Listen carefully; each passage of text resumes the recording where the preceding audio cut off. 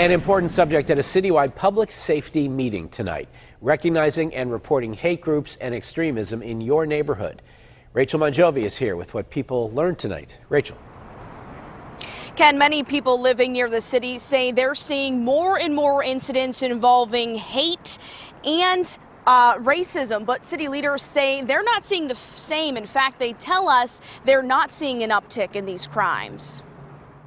I don't think it's just Pittsburgh, but it's Pittsburgh along with everywhere else. Kathleen Dixon Donley is one of many Pittsburghers wanting to understand how to recognize hate groups and extremism and how to report it. It's an issue some say is becoming more and more apparent in the city of Pittsburgh. I do think it's a problem in the city. I mean, it's obvious. There's a problem in the city with different cultures. I would like to be active in erasing hate and racism across the board, period. But city leaders say hate crimes aren't happening in Pittsburgh as much as people think. Pittsburgh police say they handle about 20 incidents a year that result in charges against someone for some type of racial intimidation. That's compared to the more than 7,000 hate crime incidents reported to the FBI nationally. We have not seen an uptick in those like has been reported for hate crimes nationwide, at least in the city of Pittsburgh, has been pretty steady over the last 10 years.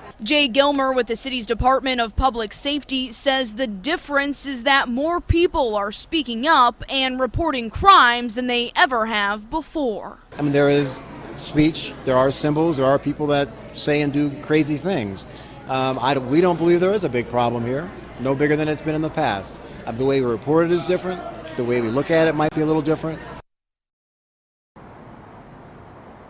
Now, city officials say if you do come across any hate-filled speech, flyers, graffiti, or anything else, to contact the police department. We're live tonight. Rachele Mongiovi, KDKA News on Pittsburgh CW.